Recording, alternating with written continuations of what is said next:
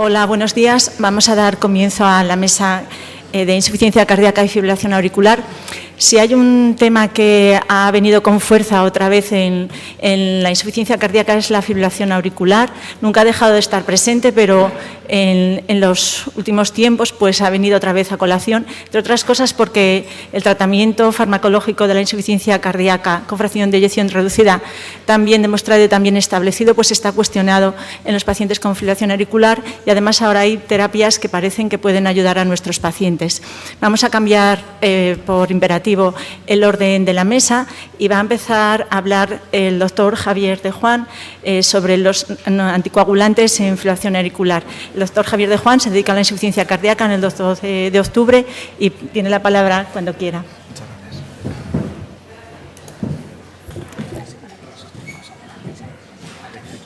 Buenos días a todos. En primer lugar, agradecer a la sección de insuficiencia cardíaca de la Sociedad Española de Cardiología su amable invitación a esta charla, en la que voy a hablar de los anticoagulantes de acción directa, nuevos anticoagulantes o anticoagulantes no vitamina K en la insuficiencia cardíaca. Estos son mis conflictos de interés. Como todos ustedes saben, la insuficiencia cardíaca y la fibrilación auricular comparten factores de riesgo comunes, como la hipertensión, la diabetes o la cardiopatía isquémica, que en el desarrollo de la insuficiencia cardíaca, ese aumento de presiones que habitualmente tenemos, genera una dilatación de la aurícula izquierda con fibrosis, remodelado, tanto físico como electrofisiológico, un manejo inestable del calcio, una hiperinervación simpática, diferentes situaciones que favorecen el desarrollo de la fibrilación auricular y es esta misma la que también empeora la clínica y el pronóstico y el desarrollo de la insuficiencia cardíaca. Pero no solamente esto, sino que la propia insuficiencia cardíaca supone un estado protrombótico en el que el éxtasis sanguíneo, debido al bajo gasto, las alteraciones de la contractilidad y no digamos la pérdida de la contracción auricular en la fibrilación auricular en unas cámaras dilatadas, junto a una disfunción endotelial con una disminución de la producción de óxido nítrico y el aumento del factor de von Willebrand, así como la hipercoagulabilidad debida a la disfunción plaquetaria y las alteraciones de los marcadores de la hemostasia, lo hacen un estado especialmente protrombótico.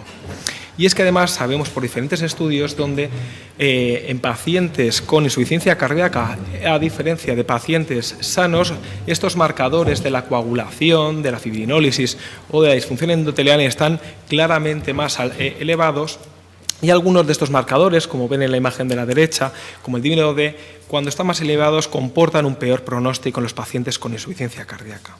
Y es que la prevalencia de ictus, de complicaciones embólicas en pacientes con insuficiencia cardíaca es más elevado que la población normal. En la imagen de la izquierda, en una revisión de 26 estudios, la incidencia al año de ictus está en torno al 2%, pero bueno, aquí no estaban segmentados por fibrilación auricular o anticoagulación y registros más recientes, como el que ven abajo a la derecha, con unos 10.000 pacientes, estudios como el Corona y el GISI, donde ahí sí que vemos que la incidencia de ictus supera a la de la población general. Recordemos que en un paciente con un CHAS de 0, el índice de ictus anual es un 0,2, con un CHAS de 1, un 0,6. Aquí estaba en 1,1 en pacientes sin fibrilación auricular e ictus, superior en los pacientes con fibrilación auricular, pero sin embargo, aquellos subgrupos de mayor riesgo sin fibrilación auricular alcanzaban unas tasas similares a pacientes con fibrilación auricular. Y en este sentido se diseñaron diferentes estudios en los que se pretendió ver si la antiagregación y la anticoagulación y la insuficiencia cardíaca en ritmo sinusal generaba un beneficio. Todos ellos hasta ahora han sido negativos frente a los endpoints primarios, aunque bueno, como endpoints secundarios parece que había algo menor de tasa de ictus a costa de mayores complicaciones hemorrágicas. Sin embargo, comentar que el estudio Commander está en marcha, un estudio en pacientes con insuficiencia cardíaca, disfunción ventricular, ingresos por insuficiencia cardíaca, elevación de petios natriuréticos y enfermedad coronaria en ritmo sinusal, a los que con tratamiento en dosis bajas de rivaroxaban se pretende ver si hay una menor incidencia del evento primario de muerte por cualquier causa, infarto o ictus. Sin embargo, el escenario es totalmente diferente, como todos ustedes saben, en la fibrilación auricular, donde la anticoagulación ha demostrado una reducción del 60% de los ictus, 2 de cada 3 pacientes se les evita un ictus con este tratamiento, y aunque la antiagregación, como ven en la imagen a la derecha, también disminuye algo la tasa de ictus, está claramente superado por la anticoagulación. ¿Y cómo lo estamos haciendo? Pues realmente las tasas de los pacientes con insuficiencia cardíaca y fibrilación auricular que están anticoagulados son bajas. Este es uno de los registros que les traigo, donde más de 2.500 pacientes de más de 65 años con fibrilación auricular e insuficiencia cardíaca con dispositivo implantado, es decir, un ChatBus al menos de 2, 3 para las mujeres, el 80% de los pacientes eran dados de alta sin anticoagulación. Registros más recientes, como el de Savarese, con una población sueca de más de 20.000 pacientes, también el 60% no estaban anticoagulados. No sé si esto realmente es la realidad, pero hay un gran porcentaje de pacientes que no están anticoagulados a día de hoy. ¿Y qué problema supone la anticoagulación convencional con antivitamina K en la insuficiencia cardíaca? Bueno, pues hay diferentes problemas o complicaciones asociadas, como puede ser la elevada cantidad de fármacos que los pacientes toman, que es una población que tiende a tener mayor sangrado, una posible peor absorción intestinal de los fármacos. Sabemos que una población que tiene un peor control de rango terapéutico del INR, que son pacientes cuya prevalencia de la anemia es alta, y la congestión hepática es frecuente en fármacos cuyo metabolismo es puramente hepático. Por todo ello, las guías de fibrilación auricular más recientes nos recomiendan que los pacientes con una escala de riesgo de ictus de ChatBus de más de 1, recordamos que insuficiencia cardíaca ya de por sí supone un punto, nos indican que debemos de anticoagular a todos los pacientes de forma preferente con anticoagulantes de acción directa que se han desarrollado en los últimos años. Y las guías de insuficiencia cardíaca nos dicen que únicamente los pacientes con fibrilación auricular hoy en día tienen indicación para la anticoagulación y solamente hay indicación de antiagregación en aquellos pacientes con cardiopatía isquémica. Fuera de eso no tenemos evidencia, y sí que nos remarcan que los pacientes con insuficiencia cardíaca y fibrilación auricular no valvular deberíamos de considerar la anticoagulación con anticoagulantes de acción directa frente a los antivitamina K. De tal manera que estos estudios principales de los anticoagulantes de acción directa se han desarrollado en los últimos 10 años aproximadamente de forma consecutiva, y en esta metaanálisis que les traigo, de forma conjunta, parece que disminuyen la tasa de ictus o embolias sistémicas, que era el evento primario, así como una tendencia no significativa a los sangrados mayores. Por otra parte, vemos que una de las mayores ventajas que hemos visto, las mayores diferencias, es en los ictus hemorrágicos y los sangrados intracraneales. Hubo también una disminución de la mortalidad por todas las causas, no así con el infarto de miocardio, y que sí lo que se vio es una mayor sangrado digestivo. Bien, pero realmente, ¿cuál es la prevalencia de la insuficiencia cardíaca en estos estudios? Pues en torno a la mitad de los casos, en torno al 50%, pero con una variabilidad entre los diferentes estudios, y como veis, además, la definición de insuficiencia cardíaca fue heterogénea, y además hay algunas otras cosas que creo que son relevantes ser comentadas. Había falta de datos, es decir, la etiología de insuficiencia cardíaca no está aclarada, las hospitalizaciones por la misma, los niveles de petios natriuréticos, no había una estratificación de la gravedad. Es importante remarcar que es un subgrupo que no estaba predefinido y no estaba potenciado para los objetivos que se pretendían ver con los estudios, y que además la exclusión de insuficiencia renal severa, donde es altamente prevalente la insuficiencia cardíaca, pues nos perdemos una parte de la población. Asimismo, ver que las hospitalizaciones a lo largo de los estudios por insuficiencia cardíaca no era un objetivo secundario, incluso la medición de la función ventricular pues no era homogénea, veis en torno al 50% en el estudio RELAY con dabigatran, o en el estudio Aristotle con apixaban, tan solo un 13% de los pacientes con insuficiencia cardíaca asintomática y disfunción ventricular eran parte de la población. Bueno, el caso es que en ese grupo de pacientes con insuficiencia cardíaca, los anticoagulantes de acción directa lo que sí que en grupo consiguen demostrar es que hay una menor incidencia del endpoint primario de ictus o embolia, no así en la dosis alta o dosis única, no así con la dosis baja, y en el agrupado hay una tendencia no significativa. En cuanto a los sangrados, sí que hubo menores sangrados mayores con las dosis altas, con las dosis bajas no lo hubo, probablemente por una falta de potencia de eventos en este subgrupo de pacientes, y en el total sí que vimos menores sangrados mayores, sangrados intracraneales claramente menores y una tendencia a todos los sangrados. Sin embargo, una cosa que es importante, que tenemos que también tener en cuenta, es qué pasaba en aquellos pacientes anticoagulados con anticoagulantes de acción directa entre si tenían o no insuficiencia cardíaca. Realmente no había diferencia en la mayoría de los subgrupos, sin embargo, creo que es importante ver que la hemorragia intracraneal era claramente inferior, es decir, que los pacientes tratados con anticoagulantes, el tener insuficiencia cardíaca hacía que todavía tuviesen menores tasas de sangrado intracraneal. Este otro metaanálisis, un poquito más reciente, en el que ya incluye algo más de datos del estudio Engage, que había sido más reciente y no estaban todos los datos en el anterior, nos dice lo mismo que en los pacientes con insuficiencia cardíaca frente a los que no tienen insuficiencia cardíaca y están tratados con anticoagulantes de acción directa, los sangrados intracraneales son menores y, como era esperable, es una población que tiene mayores tasas de fallecimiento, tanto cardiovascular como por todas las causas. El efecto en los diferentes objetivos entre los subgrupos con y sin insuficiencia cardíaca de los fármacos, los anticoagulantes directos, fue similar, no fue diferente entre ellos, y sí que el estar tratado con un anticoagulante de acción directa disminuía tanto las tasas de ictus como de los sangrados mayores, como de los sangrados totales, especialmente los sangrados intracraneales, sin haber una diferencia en la mortalidad total y la cardiovascular en las dosis altas, que era lo que aquí venía.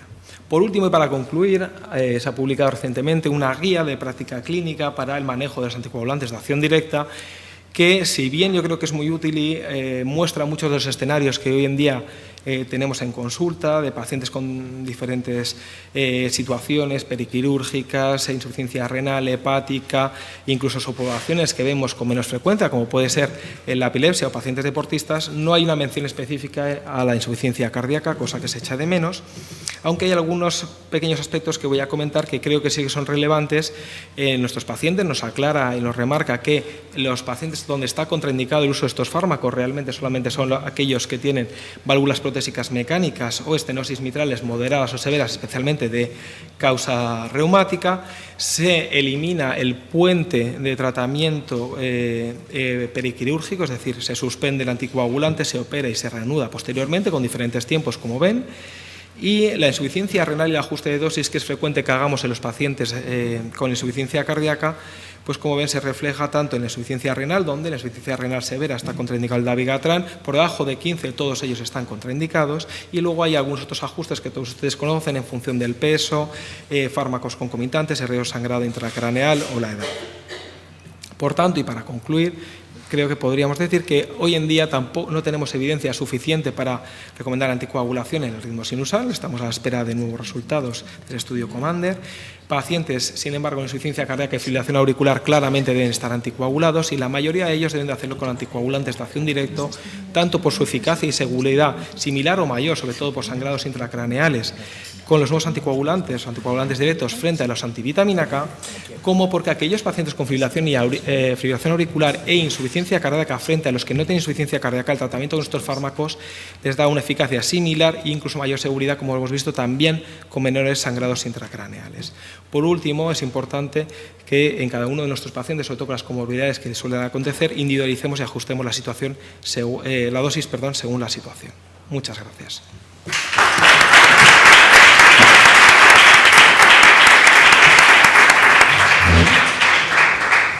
Muchas gracias.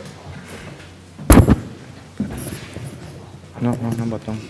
Muchas gracias, doctor De Juan.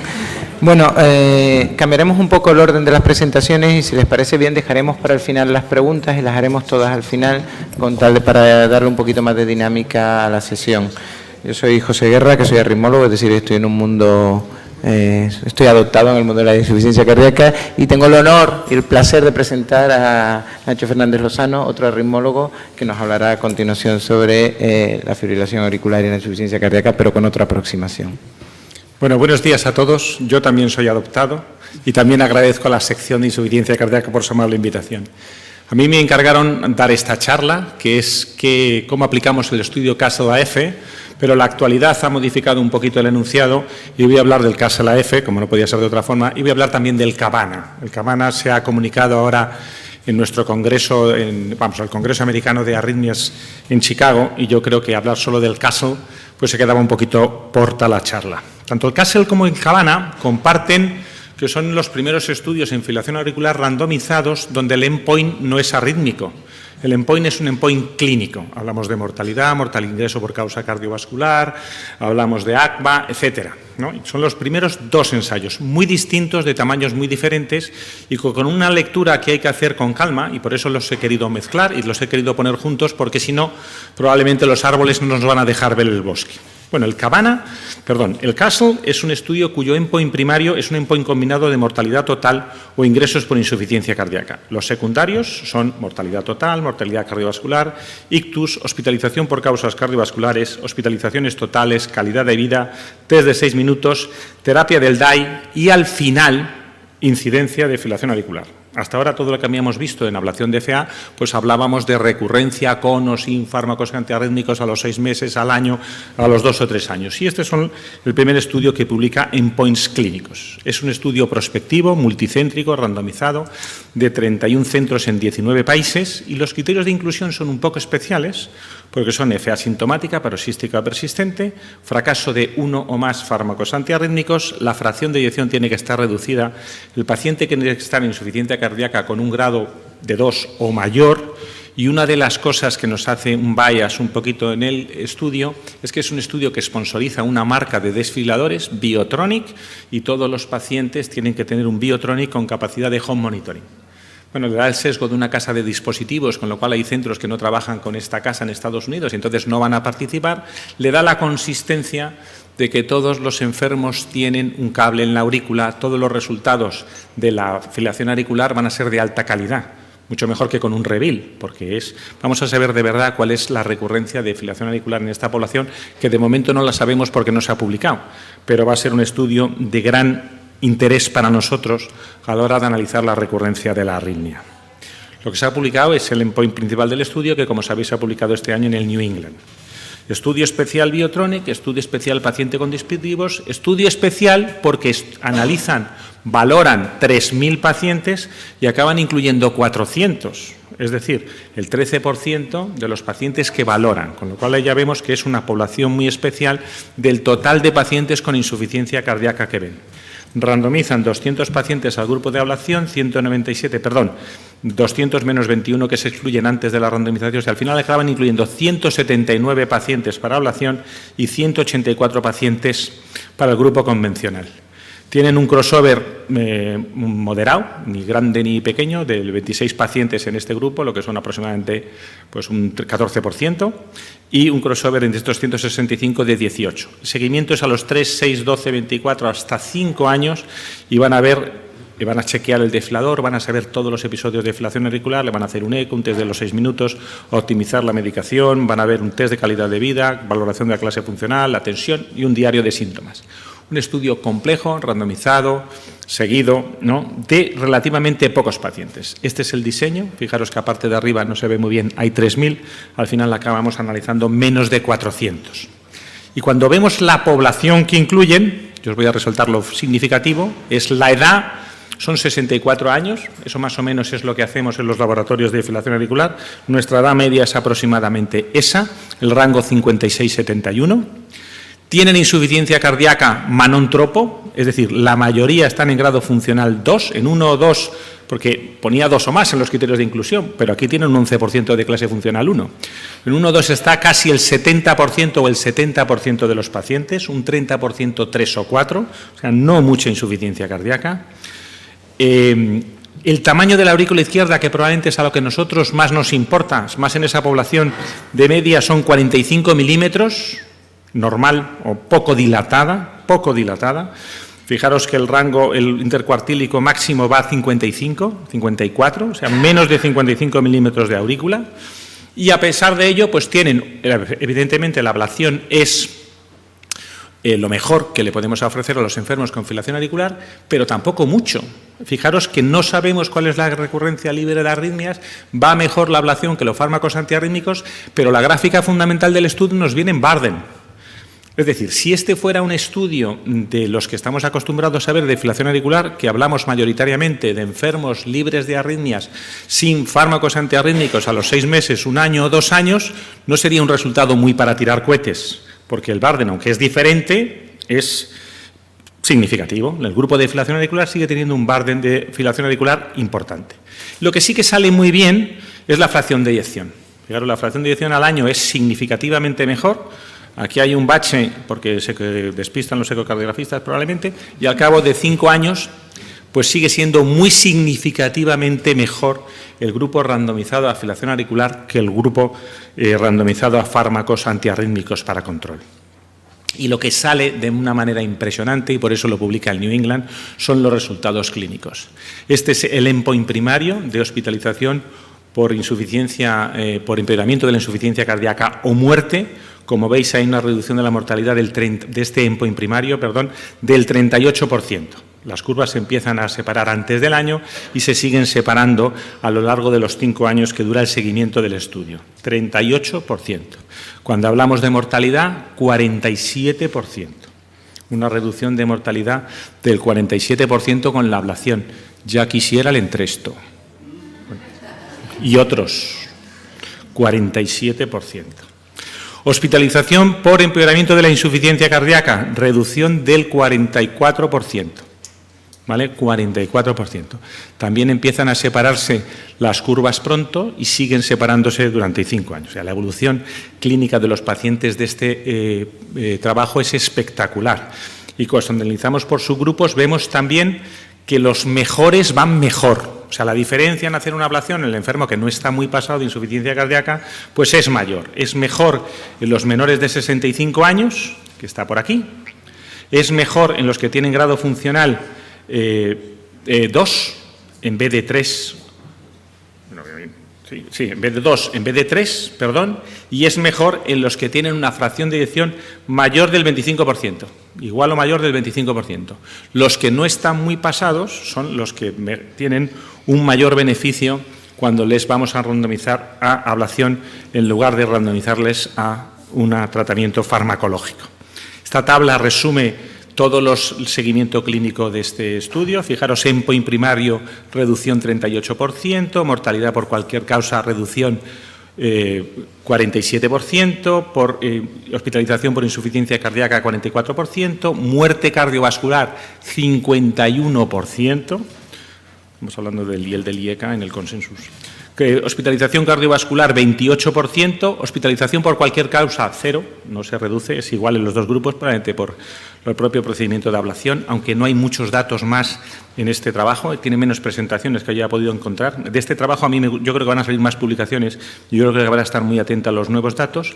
Y accidente cerebrovascular, fijaros que a pesar de que el burden se reduce no mucho, pues hay una reducción del accidente cerebrovascular del 54%, espectacular. Y no hemos quitado toda la fibrilación auricular. Sabéis que hasta ahora con el ASERT, con los estudios estos de la fibrilación auricular en los dispositivos, pues estábamos empezando a ver que es que no había tanta relación entre la fibrilación auricular y el ictus y los pacientes y el embolia singular. Y aquí hacemos una ablación, los dos grupos están anticoagulados y la reducción del ictus es mayor del 50%. Esto nos lo tendrán que explicar y lo tendrán que valorar, pero esto es un estudio que nos abre una puerta distinta, nos noquea ahí con un dato que no habíamos visto hasta ahora en ninguna otra parte, yo por lo menos. La conclusión del CASTLE es clara: la ablación de FA en pacientes con insuficiencia cardíaca se asocia a una mejoría de la mortalidad total y en el número de admisiones por insuficiencia cardíaca, reduce también la mortalidad cardiovascular y el número de hospitalizaciones por causas cardiovasculares y reduce el ictus. Y esos son datos que, aunque el estudio no es muy pequeño, son incontestables, por eso está en el New England. Bueno, pero se ha comunicado también el CABANA en Chicago, un estudio que yo quería compartir con vosotros. Este año se publica el diseño, aunque el CABANA empieza hace muchos años. Venimos oyendo hablar del CABANA hace más de 5 años y ese es un estudio que hemos esperado. Que ya decíamos que nos iba a venir un poco raro porque ha cambiado el protocolo a la mitad, han cambiado las técnicas, ha venido el contacto, ha venido la crío, han venido muchas cosas nuevas que hace que el CABANA, que es un estudio que se ha hecho a lo largo de muchos años, iba a tener dificultades de interpretación. El diseño se publica este año, pero se finaliza el diseño hace más de 6 años.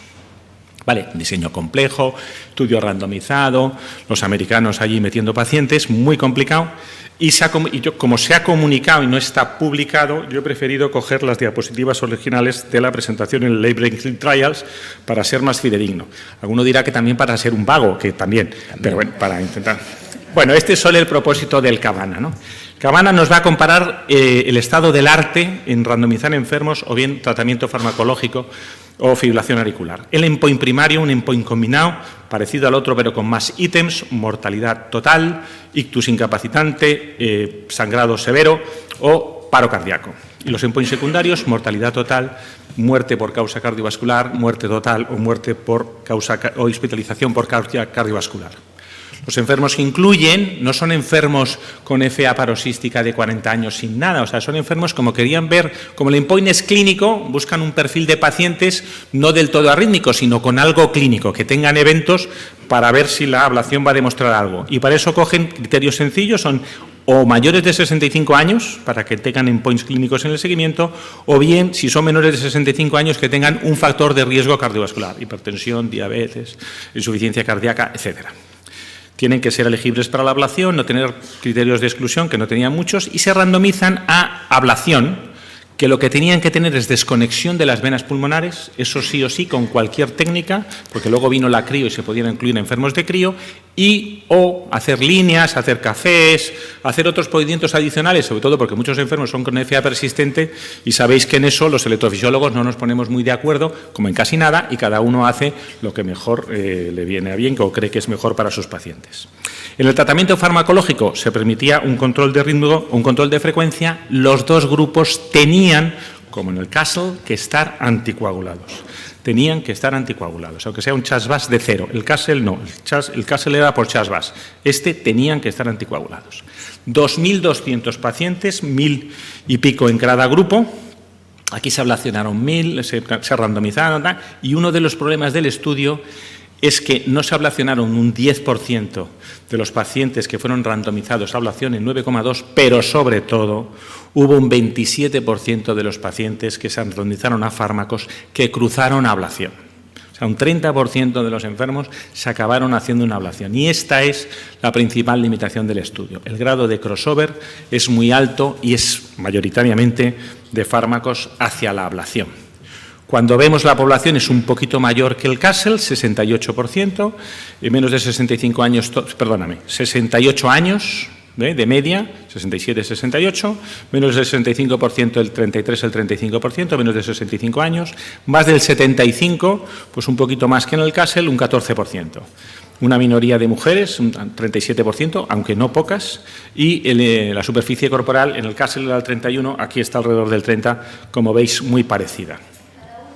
Tenían comorbilidad de estos pacientes, un poco menos que en el Castle, que todos tenían que tener insuficiencia cardíaca y todos tenían que tener una fracción de eyección de menos del 35%, pero tenían apnea del sueño el 23-22%, miocardiopatía alrededor del 10%, insuficiencia cardíaca el 15%, y en clase funcional 2 o 3 estaba el 35% de los pacientes. Un ictus previo tenía el 10%.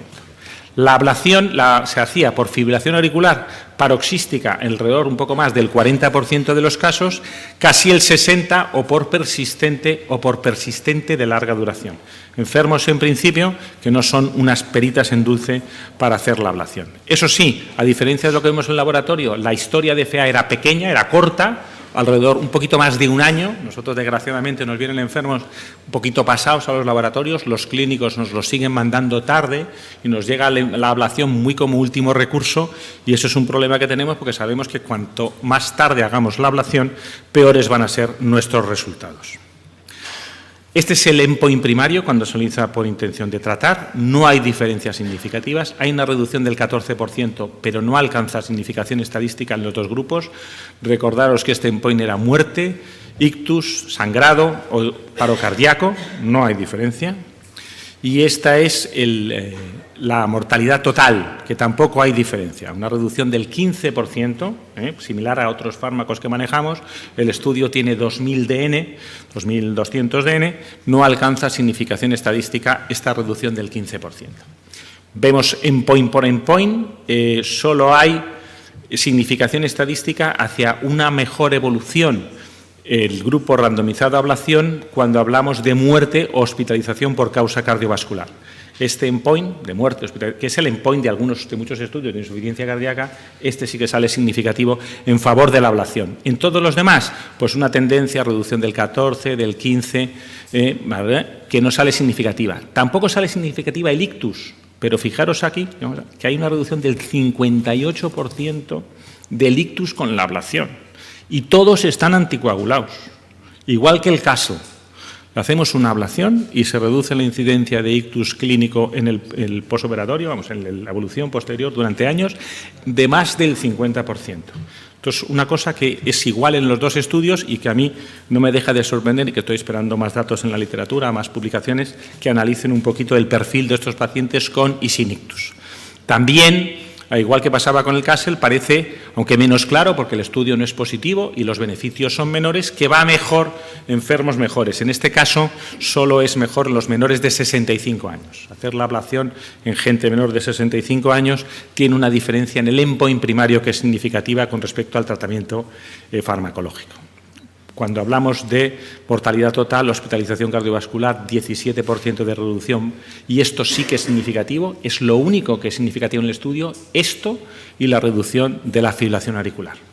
La fibrilación auricular, la reducción es de un 37%, tampoco es para tirar cohetes, la población no es fibrilación auricular paroxística, enfermos de 45 años sin cardiopatía, ya hemos visto que son 67 años, un porcentaje significativo de insuficiencia cardíaca, de cardiopatías, enfermos mayores, tenían que tener un perfil de riesgo cardiovascular o edad mayor de 65 años para incluirlo, no es o sea, es un porcentaje de la población que vemos nosotros, pero no es el total, esto en los laboratorios cada vez crece más, pero estará alrededor del 40% de lo que hacemos, el 60% sigue siendo la FA paroxística sin cardiopatía estructural, la fibrilación auricular muestra que la ablación sigue siendo el tratamiento con mucho más efectivo.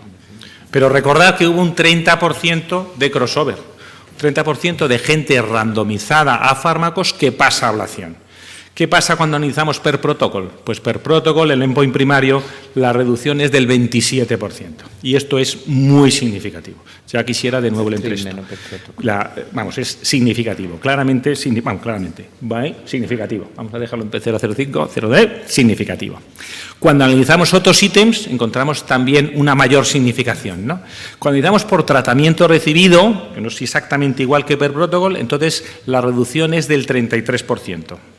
¿Vale? Y esta sí que sale con mayor significación. Cuando mostramos la mortalidad total, la reducción es de un 40%.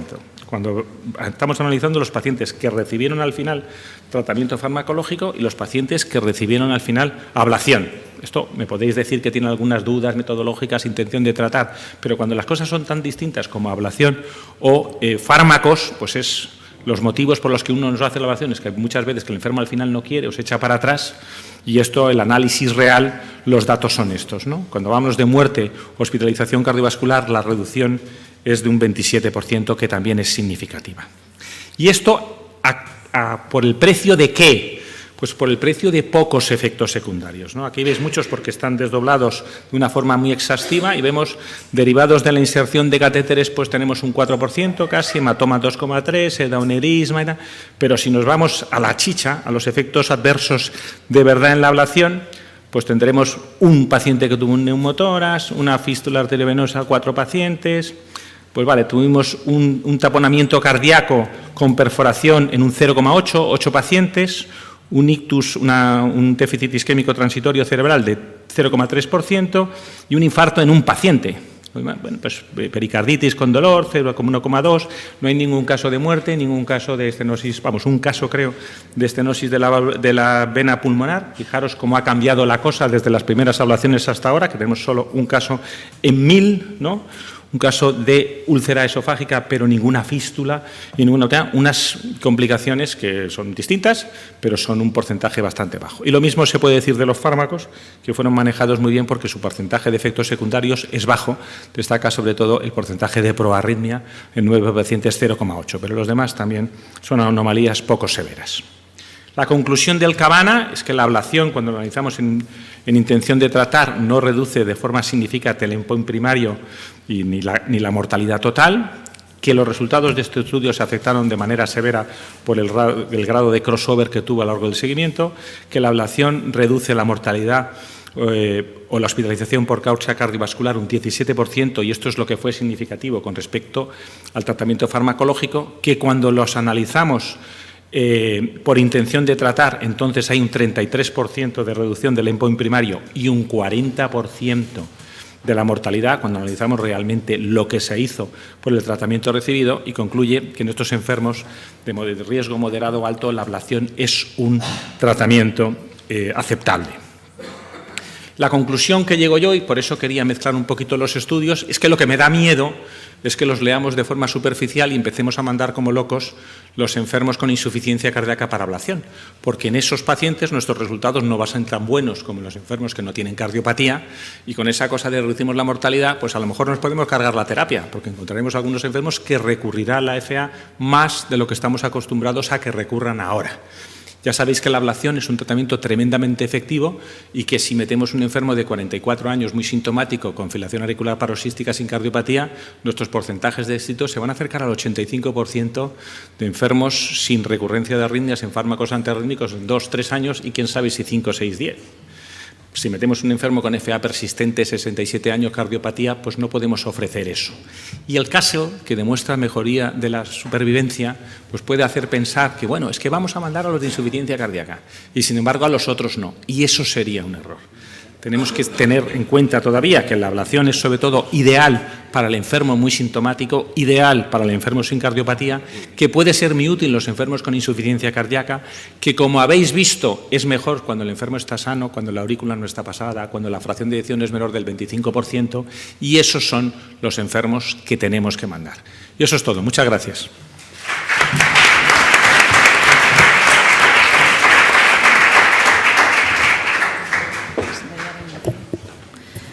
Muchas gracias, doctor Lozano. Brillante como siempre.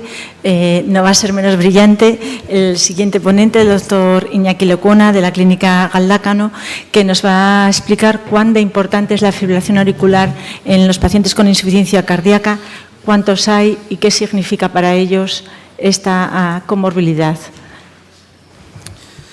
Buenos días a todos. Gracias a la audiencia. Y como siempre canto, voy a empezar cantando. Pero para excusarme, perdón, oh Dios mío, perdón a la audiencia, perdón e inclemencia, perdón y piedad. Es que he venido tarde, coño, estaba no sé dónde y me he despistado. Gracias a vuestra comprensión. Era para tratar de despertaros. Sabéis, cómo no, que la fibrilación auricular y insuficiencia cardíaca son problemas epidémicos que están aumentando en todo el mundo, esto lo sabe cualquiera. Ambas comparten fisiopatología y factores de riesgo. El aumento de todos estos factores de riesgo que estamos viendo en toda la sociedad, pues estimula el que ambas enfermedades vayan de la mano. La edad es claro que es el mayor factor predisponente, de hecho la prevalencia aumenta. ¿Qué he hecho? Kalimba. ¿Qué he hecho? Aumenta desproporcionadamente con la edad porque sencillamente todos estos factores de riesgo han actuado durante mucho tiempo y lo que sí que sabemos es que la combinación de ambas, insuficiencia cardíaca y fibrilación auricular, es claramente empeora el pronóstico. Sabemos que la interrelación de los factores contribuyen y mantienen fibrilación auricular e insuficiencia cardíaca. Por una parte tenemos aumento de presiones de llenado, presión en la aurícula izquierda, dilatación, fibrilación auricular y por otra parte fibrilación auricular, ritmo variable, irregular, muchas veces rápido, remodelado también del ventrículo izquierdo y por tanto la insuficiencia cardíaca es claro que predice fibrilación auricular y fibrilación auricular predice insuficiencia cardíaca. Esto es de sobra conocido.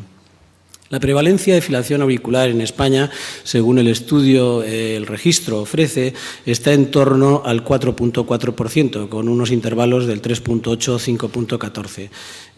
De modo que en España tenemos aproximadamente 1 millón de pacientes con fibrilación auricular. Esto coincide bastante con el estudio de Rotterdam, que da unas cifras bastante similares en cuanto a la prevalencia de fibrilación auricular.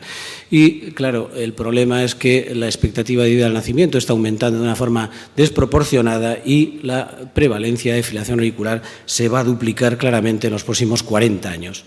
El estudio Framingham estudió desde 1980 a 2012, como sabéis, cohortes de pacientes y analizó a aquellos pacientes que habían presentado en la evolución o fibrilación auricular de nuevo comienzo o insuficiencia cardíaca de nuevo comienzo. Entre 1.737 individuos con fibrilación auricular de debut, que tenían 75 más menos 12 años, 48% de mujeres, el 37% desarrollaron insuficiencia cardíaca. Y al revés, de 1.166 individuos con insuficiencia cardíaca de debut, con 79 años más o menos 11, 53% mujeres, el 57% desarrollaron fibrilación auricular. De modo que 1 de cada 3 y 1 de cada 2 respectivamente desarrollan o fibrilación auricular o insuficiencia cardíaca, dato que nos produce pasmo porque ambas entidades, como digo, van de la mano. ¿Cuál es la prevalencia de fibrilación auricular en diferentes registros?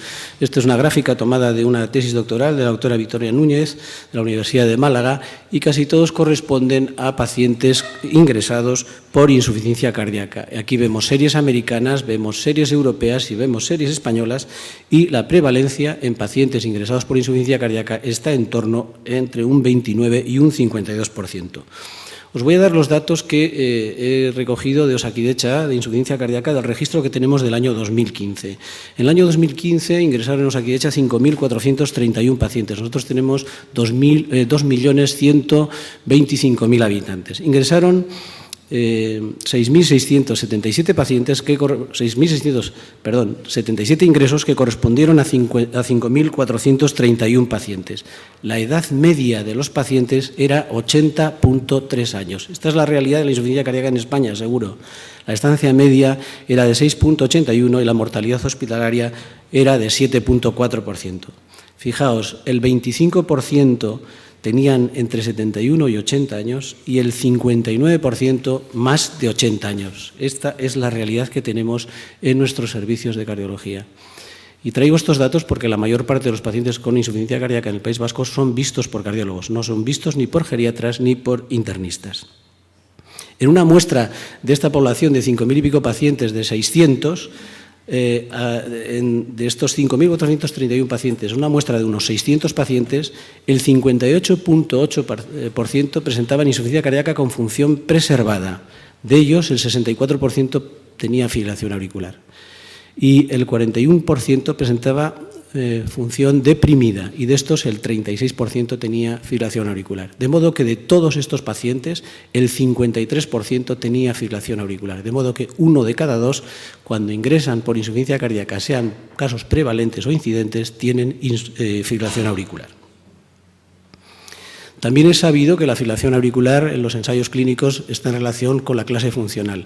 Y aquí vemos que a mayor grado funcional de la NIA, mayor prevalencia de fibrilación auricular. Esto también lo conocíamos. La prevalencia de fibrilación auricular en estudios y en registros oscila también, como podéis ver en la diapositiva, entre un 21 y un 33%, diferentes registros y ensayos clínicos.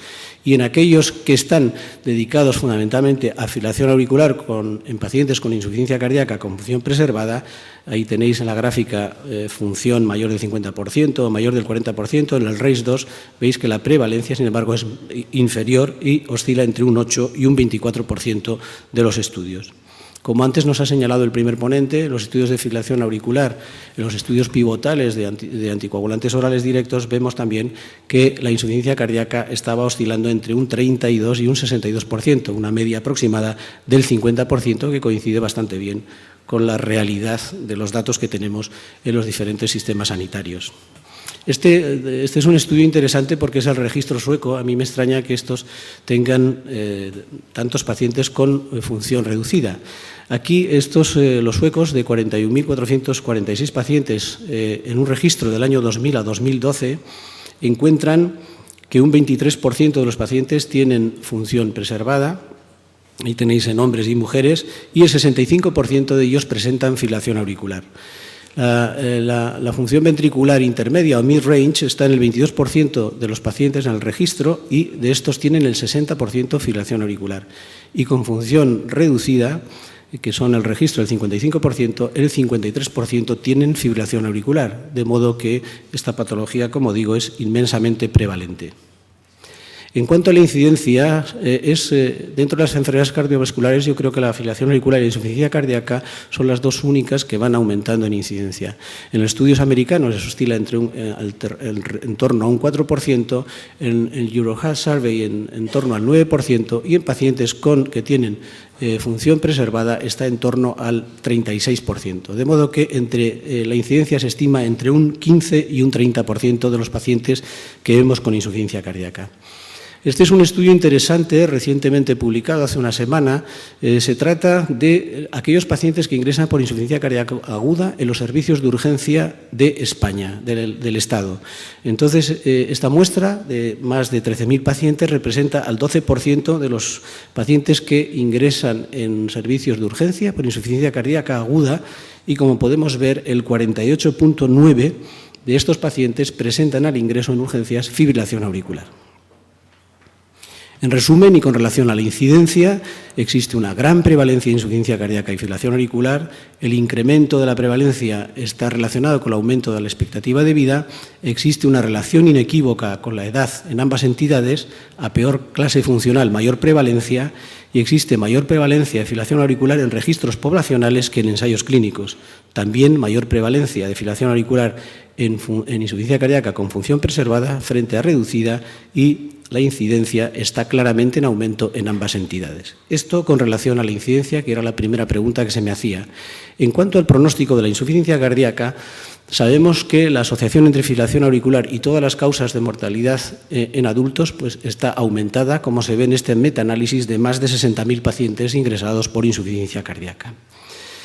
Traigo a colación este estudio de Medicare de más de 27.000 pacientes que clasifican a los pacientes con fibrilación auricular preexistente o fibrilación auricular de nuevo comienzo o sin fibrilación auricular. Y este estudio trató de identificar aquellos factores que estuvieran asociados de forma independiente a todas las causas de mortalidad, rehospitalización, readmisiones por insuficiencia cardíaca, ictus u otras enfermedades cardiovasculares en una evolución al año y a los 3 años.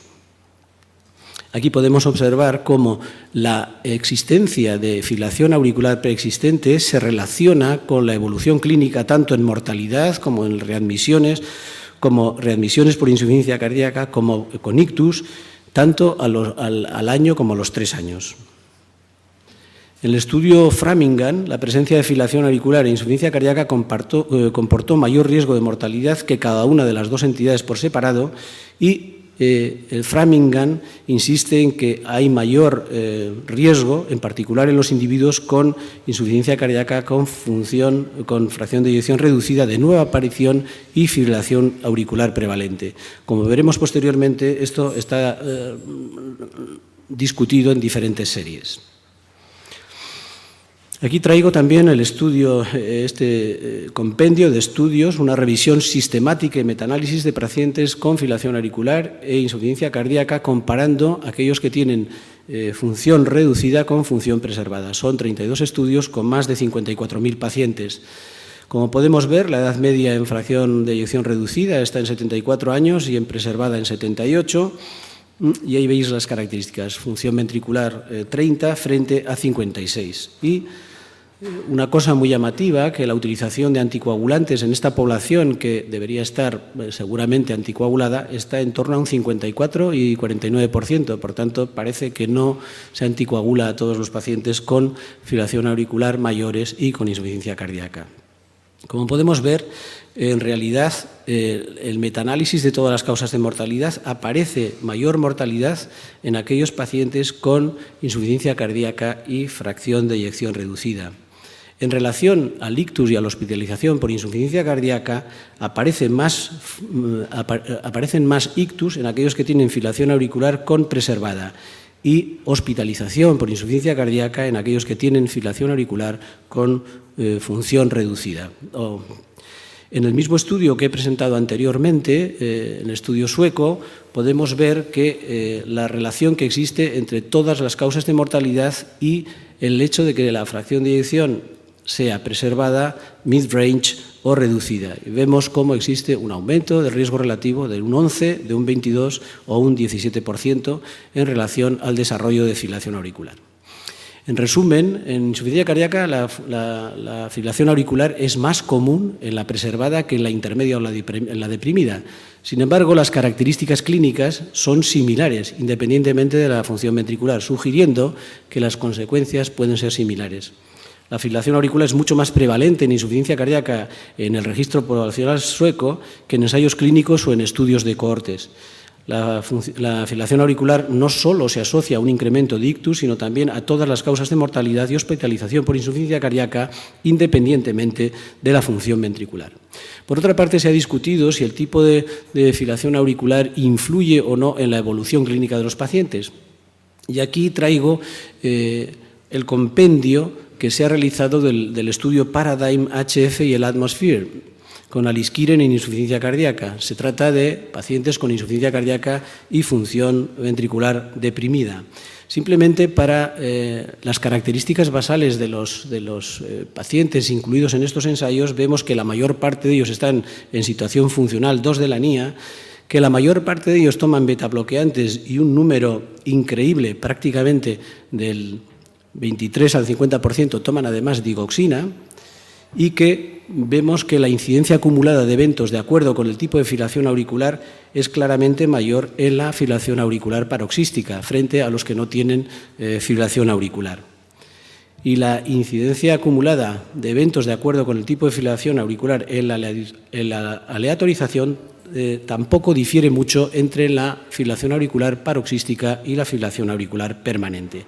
Sin embargo, en este estudio analizan también aquellos que durante la insuficiencia cardíaca tienen fibrilación auricular de nuevo comienzo, y en estos casos sí que aparece que el hazard ratio está muy aumentado en aquellos que desarrollan fibrilación auricular de nuevo comienzo, cuestión que ya se observó anteriormente en otros estudios.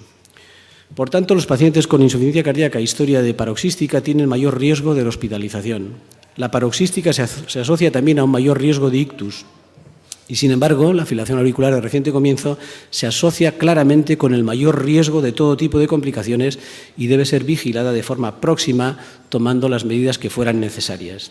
Esto, ya digo, coincide con el Euroheart Survey de 2008 que presentaba la fibrilación auricular de nuevo comienzo como un factor independiente que predecía la mortalidad intrahospitalaria de los pacientes con insuficiencia cardíaca. También se han publicado algunos datos acerca del pronóstico de la insuficiencia cardíaca en función del tiempo y del patrón de la fibrilación auricular. En este caso, se trata de análisis de más de 50.000 pacientes también, y vemos cómo la fibrilación auricular prevalente tiene mayor riesgo, pero la fibrilación auricular incidente muchísimo mayor riesgo, la duplica. Cuando analizamos por fibrilación auricular permanente o paroxística, en este caso, en este metaanálisis, es muy similar el grado de atrición de las dos, y cuando vemos la asociación entre fibrilación auricular y todas las causas de mortalidad en preservada, vemos que también el riesgo aumenta en torno a un 24%. En fracción de eyección reducida, sin embargo, el riesgo aumenta en torno a un 12%. Mis conclusiones, después de leer toda esta literatura, serían que, tomados los datos de forma conjunta, la fibrilación auricular en insuficiencia cardíaca se asocia con un incremento... ¡Vive Dios! ¡Vive Dios!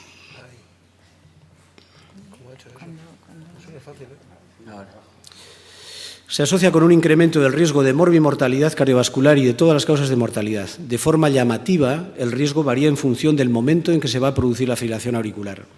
En insuficiencia cardíaca, la fibrilación auricular es más común en la preservada que en la intermedia o en la deprimida. Sin embargo, las características clínicas de los pacientes son muy similares, independientemente de la función, sugiriendo que las consecuencias van a ser muy similares. Y finalmente, para no terminar de aclarar nada, el papel de la fibrilación auricular como causa o consecuencia de la insuficiencia cardíaca y cómo varía en función de la función ventricular y del fenotipo requieren más estudios. Es claro que este popurrí de insuficiencia cardíaca con función preservada, mid-range o deprimida, fibrilación auricular paroxística o permanente, fibrilación auricular de reciente comienzo o no, anterior a la insuficiencia cardíaca o posterior, es un verdadero jeroglífico, pero lo que es claro es que la forma conjunta de insuficiencia cardíaca y fibrilación auricular gravan claramente el pronóstico de los pacientes. Gracias por vuestra atención.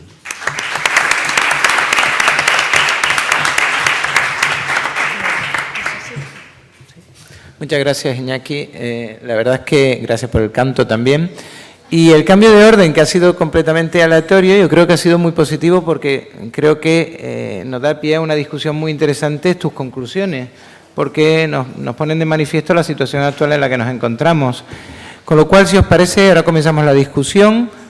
Os doy pie a vosotros a que participéis, a todos aquellos que queráis participar. Preguntas, cuestiones, dudas. Juan. No sé si hay micrófono o a vos, Pela. Hay un micrófono. Apelo. Apelo a tu voz. Perfecto, porque tu función. Sí. Apelo a tu voz.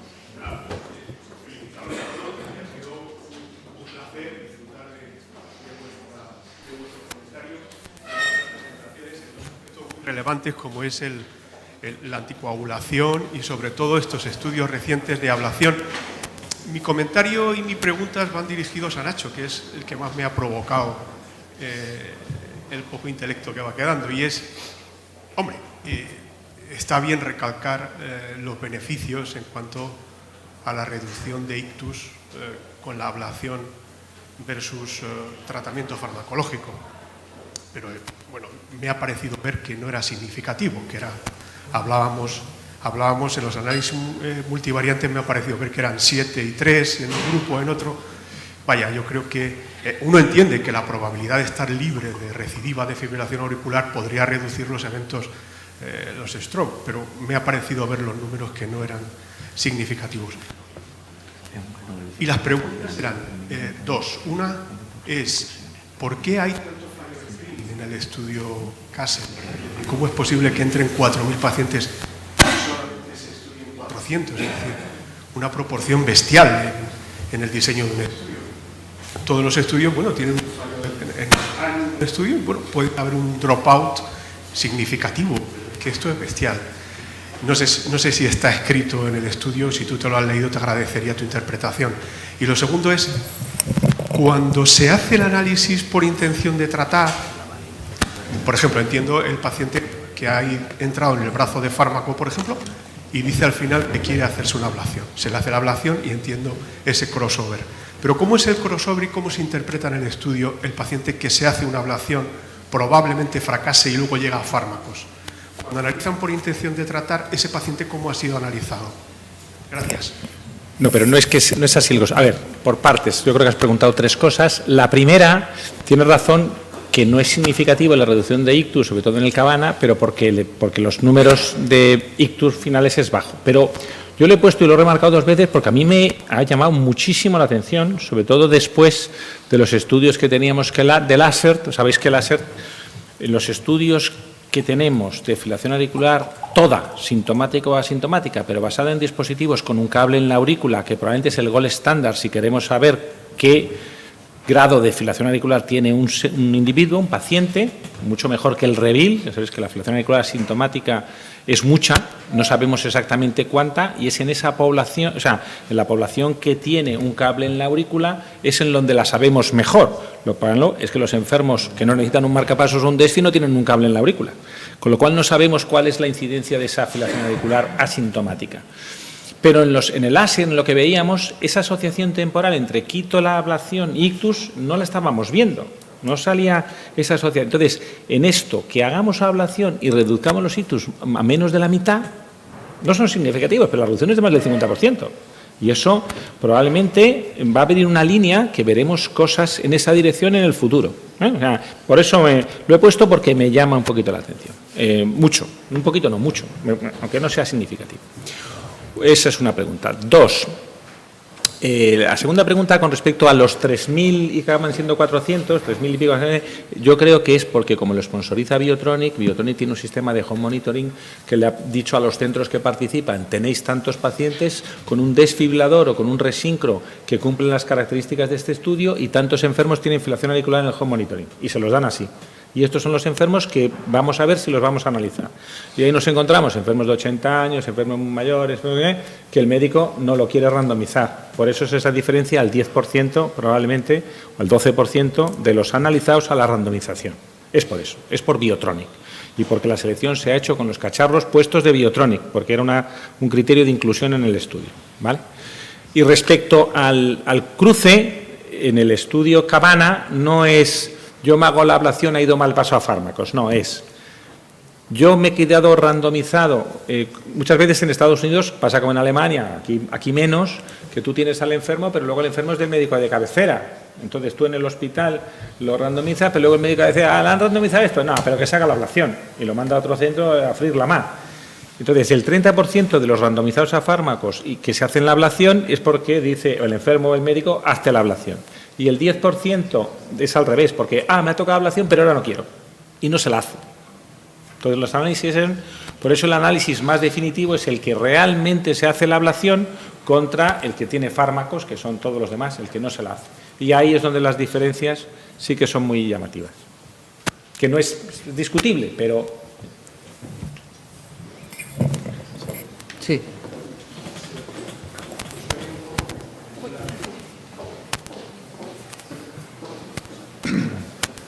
También felicitar a la mesa por las exposiciones, un poco en la línea de lo que preguntaba Juan, ¿no?, en relación a los pacientes del Kassel, ¿no? Uno tiene la sensación, aparte de que eso se hayan perdido, pues eso, el 90%, no se hayan podido randomizar, que son más los pacientes que veis los arritmólogos, es decir, pacientes que tienen FA y desarrollan insuficiencia cardíaca, que los pacientes que vemos nosotros que tienen insuficiencia cardíaca y tienen FA. Lo digo un poco por lo que tú comentabas ahí, o sea, las aurículas muy pequeñas, ¿no? Un porcentaje muy alto de clase 2, incluso clase 1, ¿no? Incluso esa FEBI que mejora, ¿no?, que muchas veces lo ves en pacientes, ¿no?, que debutan con FA y que la propia fibrilación auricular. Yo creo que esto es importante, ¿no?, porque para nosotros que vemos insuficiencia cardíaca y mucha FA, como comentaba Iñaki, a veces hasta el 40 o el 50%, claro, los resultados del Kassel, si los leemos desde la perspectiva de la IC, pues dices, coño, pues toda la IC con FA y una FA de no muy larga duración deberíamos ir hacia la ablación, pero a lo mejor esos no son los pacientes que se han incluido en el Kassel. No sé cuál es tu opinión en este sentido. Sí, totalmente de acuerdo y por eso lo he querido remarcar. Yo creo que la clave, si nos queremos quedar una cosa, es la aurícula. Sabemos desde hace mucho tiempo que el tamaño de la aurícula está muy relacionado con la eficacia del procedimiento, de la ablación, con lo cual no mandar aurículas grandes. O sea, y probablemente el límite de corte debe ser 5,5, ¿no? O sea, hablando así a grosso modo, salvo que sea más joven, que también... Pero aurículas de más de 5,5 y aurículas de más de 6, hay que pensárselo 4 veces antes de mandárselo a hacer un procedimiento de ablación. Y la clave es, estoy de acuerdo totalmente contigo, eso explica también por qué el médico no randomiza ablación a un enfermo que está en una aurícula de 6 y de ¿para qué lo voy a randomizar? No lo randomiza. Bueno, ¿puedo preguntar? Sí, claro. Mira, aquí hay una pregunta. Puedo preguntarte, Nacho, una pregunta. ¿Cuál es la relación que existe entre la ablación y el remodelado auricular? Porque esto está analizado, estudiado, porque algunos pacientes me imagino que remodelarán de una manera diferente a otros y tal vez haya diferencias importantes luego en la evolución. Sí, sí que está estudiado. Hay estudios pequeños en la literatura, tanto con eco como con resonancia. En la ablación sí que se asocia a un grado de remodelado, que también depende un poquito de la técnica que hagas, pero incluso con crío hay remodelado. Eso, estudios pequeños, 100 pacientes, 150, 80, pero sí que se sé que después de una ablación hay remodelado. Por la propia ablación, porque a lo mejor mejora la insuficiencia cardíaca, por la pues eso no es más difícil especular por qué, pero remodelado sí que hay.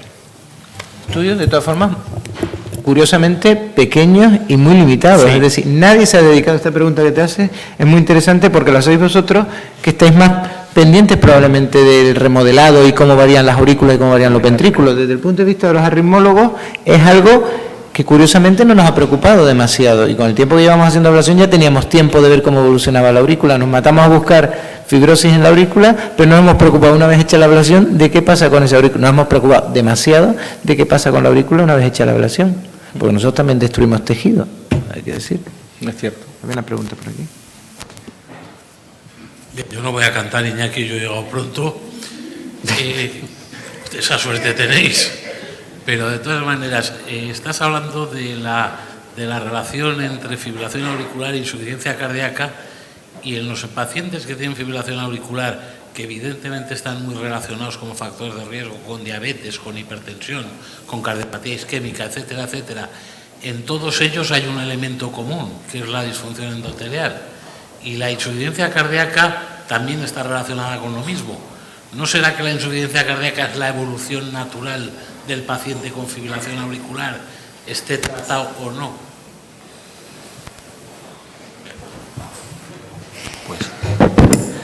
Pues me parece, la disfunción endotelial está en todos los tratados, ¿no?, con relación a filación auricular, y yo creo que sí, que seguro que tienen relación, absolutamente. Si es evolución natural o no, no tengo ni idea, pero vamos, la asociación es muy clara. En cualquier tipo de filación auricular, el desarrollo de insuficiencia cardíaca, pues el 50% es la vía final común, o sea, el desarrollo de insuficiencia cardíaca, y también al revés, o sea que ambas comparten mecanismos, y entre ellos uno de los primeros es disfunción endotelial, seguro.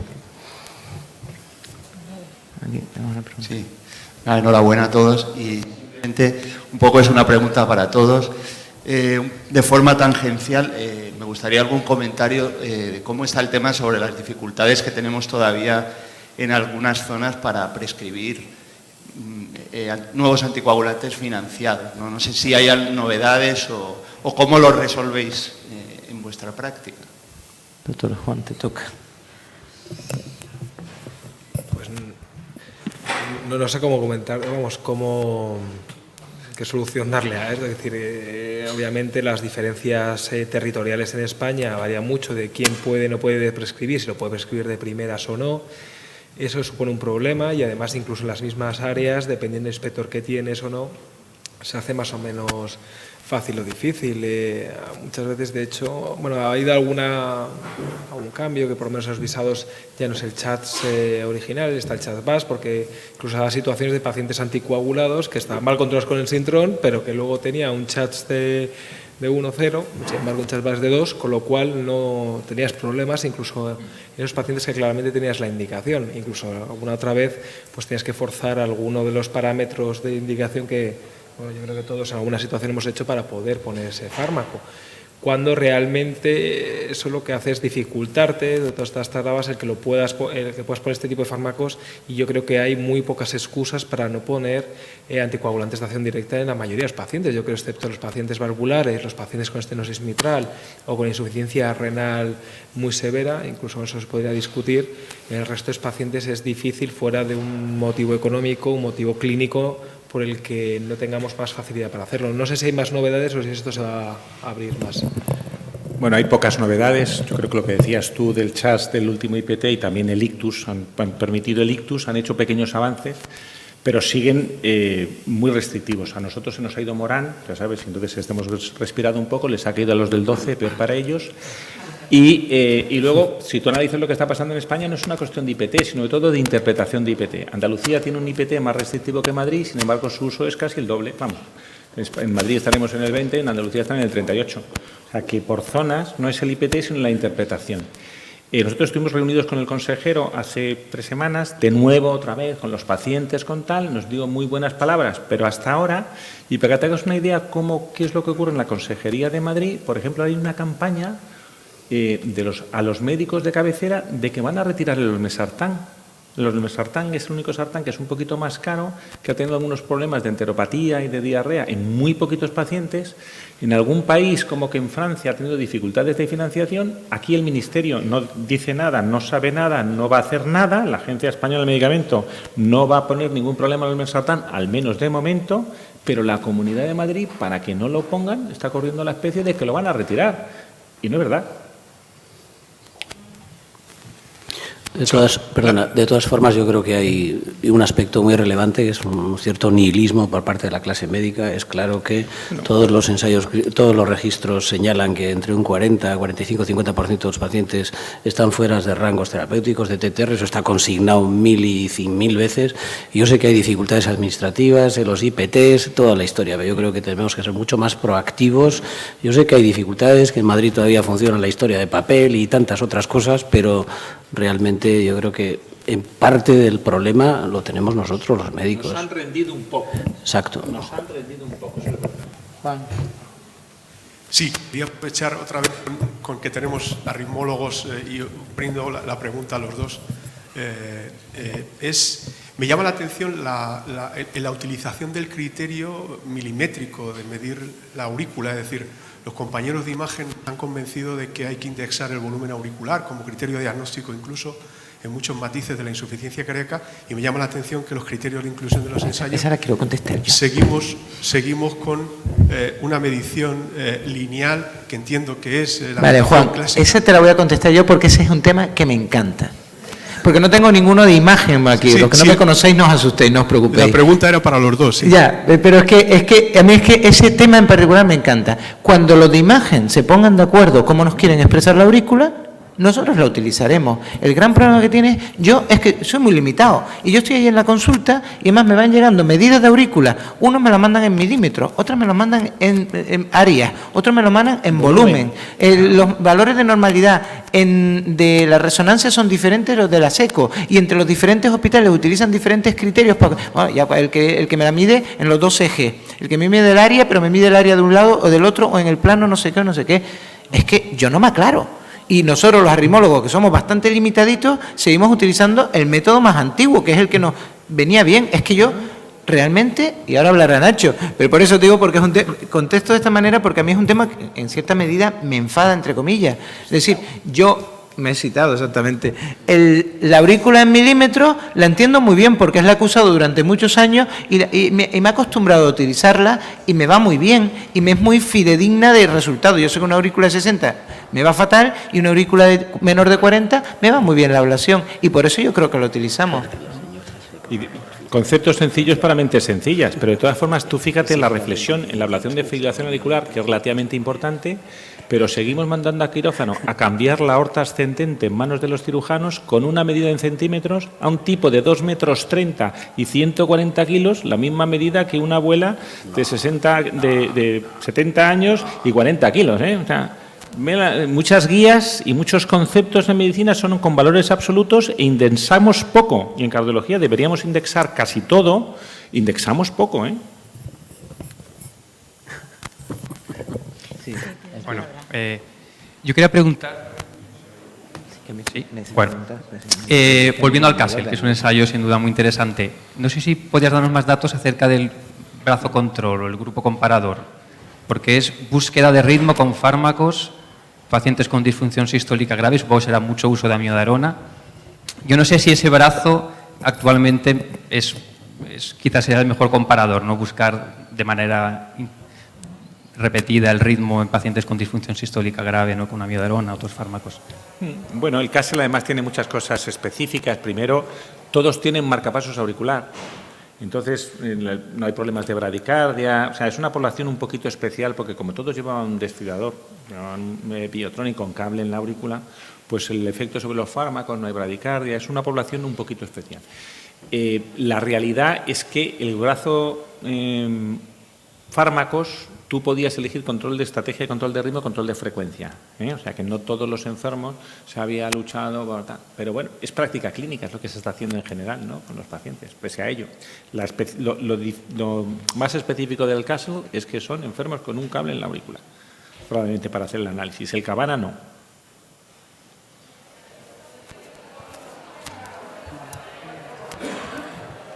A mí me gustaría andar un poco más en el tema de la aparición de la fibrilación auricular, ¿no? Parece que es algo que determina el pronóstico de los pacientes, de la aparición y en cierto modo prevención, porque es algo que determina el pronóstico de los pacientes con insuficiencia cardíaca, que influye negativamente y, sin embargo, pues no hay una actitud, digamos, agresiva para buscar ni para tratar la fibrilación auricular en los pacientes que seguidos en consultas de unidades de insuficiencia cardíaca especializada. ¿Crees que hay algún papel o tendría algún sentido hacer algún tipo de screening intentando buscar fibrilaciones auriculares paroxísticas e intentar cambiar factores pronósticos? La fibrilación auricular es claramente relacionada con factores de riesgo cardiovascular clásicos, ¿no? Y fundamentalmente son la obesidad, es la hipertensión, es el síndrome de sleep apnea o el SAOS y muchas otras, ¿no?, que todos conocemos. Entonces, claro, la prevención es absolutamente básica. Yo creo que ahora...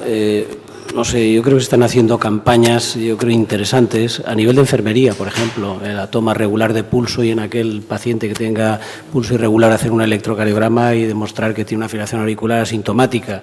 pues las enfermeras inglesas han conseguido diagnosticar un 9% de fibrilaciones auriculares de este tipo. La proliferación de aplicaciones de reloj y todo este tipo de cosas yo creo que también pues, va a ayudar. Cualquier individuo, yo creo que los médicos vamos, lo mismo que hemos tratado de que los pacientes tengan un esfigmomanómetro en su casa y puedan tomar la presión arterial a domicilio, lo que decimos la estrategia del AMPA, pues sin H, del AMPA sin H, ¿no? Para Nacho, del AMPA, pues yo creo que pues todos estos aparatos que tenemos, como el Cardia, como los que llevamos los cardiólogos en el bolsillo y demás, yo creo que también van a favorecer muchísimo el que se pueda diagnosticar fibrilación auricular asintomática y que podamos tomar las medidas preventivas cuanto antes. Yo creo que es obligatorio a cualquier paciente mayor de 65 años hacerle un electrocardiograma, prácticamente si tiene el pulso irregular, esto es obvio, en el screening normal. Y a partir de los 40 años yo creo que vamos a tener que fomentar esto. Ahora, además, con la moda del deporte extremo y demás, pues cada vez estamos viendo más pacientes con fibrilación auricular, de modo que yo creo que todo lo que podamos hacer en prevención puede hacer retrasar la aparición de insuficiencia cardíaca pues durante bastantes años. Entonces, en vez de que se manifiesta a los 70 años, podemos empezar a pensar que se manifiesta a los 85, 90. Gracias. Yo también me gustaría comentar ya un aspecto un poco más fisiopatológico. Sabemos que la fibrilación auricular produce, como tú muy bien has dicho, produce insuficiencia cardíaca y la insuficiencia cardíaca produce fibrilación auricular. Probablemente en este foro es mucho más interesante la insuficiencia cardíaca que termina dando lugar a fibrilación auricular, pero desde el punto de vista de ¿qué es lo que hace que la fibrilación auricular sea tan mala? ¿O es más mala la fibrilación auricular en el paciente con insuficiencia cardíaca? Por aquí está la doctora Roch. Y ayer hablábamos de la ibabradina y controlar la frecuencia cardíaca. La fibrilación auricular, especialmente en el paciente con insuficiencia cardíaca, que aparentemente por lo que nos han mostrado es más mala, ¿es peor porque a este paciente le sienta peor las frecuencias altas o no es un problema de frecuencia o es un problema de irregularidad? ¿Qué hay detrás de la fibrilación auricular en el paciente con ¿O es la contracción auricular? Yo creo que la fibrilación auricular en insuficiencia cardíaca es factor de riesgo y marcador de riesgo, las dos cosas, exactamente eso. Entonces, la fibrilación auricular está asociada generalmente a otros factores que inciden en la probabilidad de tener más insuficiencia cardíaca, hipertensión arterial, diabetes, todo este tipo de problemas, obesidad, todo este tipo de problemas que van a desarrollar pues algún grado de hipertrofia ventricular izquierda, aumento de presiones de llenado, transmisión de esas presiones de llenado a la aurícula. En fin, yo creo que fibrilación auricular y insuficiencia cardíaca es factor de riesgo y marcador de riesgo a la vez. O sea, configura o describe un paciente de mayor riesgo, pero a pesar de corregir por todos los factores de riesgo los análisis multivariantes, la fibrilación auricular per se añade riesgo a la insuficiencia cardíaca. Hombre, y luego también yo creo que algunos de los pacientes con fibrilación auricular y insuficiencia cardíaca, algunos de los tratamientos que más han mostrado beneficio no están claramente en esa población generan beneficio. Los betabloqueantes en pacientes con insuficiencia cardíaca y fibrilación auricular han demostrado un claro beneficio. La resincronización es claramente más difícil, se consiguen menos casos. La ibabradina no entraría en el tratamiento convencional, con lo cual no solamente son pacientes peores, sino que la propia fibrilación auricular te limita muchas veces a aplicar tratamientos que en el resto de pacientes con insuficiencia cardíaca mejora su evolución. Sí, ¿no? Sin duda. Yo quiero plantearos un caso clínico. Paciente varón de 63 años, seguido en la consulta con una fracción de eyección del 32%, de etiología isquémica, portador de DAI, y que viene y tiene una fibrilación auricular. ¿Qué creéis que es lo que hay que hacer? ¿Anticoagularlo y mandarlo a cardioversión? ¿Anticoagularlo con NACOS y cardiovertirlo cuanto más rápido mejor? Ahora acaba de salir un estudio Lemonade, ¿no? Con 5 dosis de un fármaco ya se puede cardiovertir con seguridad, o comentarlo a la unidad de arritmias para que vaya pensando en una ablación. ¿Cuánto mide la aurícula? En milímetros. En milímetros. Pues a ver, podemos poner 43. Si es 43, si el enfermo tiene una fracción de eyección reducida, no es muy mayor y el enfermo está sintomático, yo le iría pensando, primero le cardiovertiría, pero iría pensando en hacerle una ablación si recurre. Hombre, ahí está la clave, si recurre. Si recurre. Vamos a ver, yo creo lo primero es anticoagularle porque estamos hablando, desde luego, los nuevos anticoagulantes son claramente referentes a antivitamina K, pero no nos olvidemos de anticoagular a los pacientes de riesgo, que no lo estamos haciendo realmente en la población. Segundo, yo desde luego, aparte yo pondría un anticoagulante de acción directa si pudiese. Segundo, lo cardiovertiría y luego ver un poquito de evolución ante la recurrencia. Y sí que desde luego me parece muy razonable pensar en una ablación más en un paciente joven donde el tratamiento con amiodarona seguro que le acaba dando problemas y recurrencia de la arritmia. Probablemente también con ablación, pero por lo menos con una mayor tasa de éxito. Ahora, de primeras, muchas veces tampoco es raro, sobre todo si el paciente no está optimizado del todo el tratamiento de insuficiencia cardíaca, que lo cardioviertas, lo ajustes un poco más de tratamiento y pase una larga temporada en la que no has tenido ni que hacer la intervención ni tomar tratamiento antiarrítmico. No puedo añadir nada más. Me parece tan juicioso lo que acabas de decir. Yo creo que en este caso el mensaje por nuestra parte es no mandar demasiado tarde, como está pasando ahora, el enfermo a ablación. O sea, el enfermo hay que empezar ablación desde que vemos la filación auricular. A lo mejor no es filación auricular, ablación a la sala directamente, pero el enfermo que no tiene contraindicaciones, el enfermo que sabemos que el procedimiento va a ir bien, no esperar a mandarlo cuando lleve 7 años de filación auricular, la aurícula tenga fibrosis, esté ya en 5,9, porque ese enfermo nos va a ir mal. Y es lo que nos está pasando desgraciadamente muchas veces.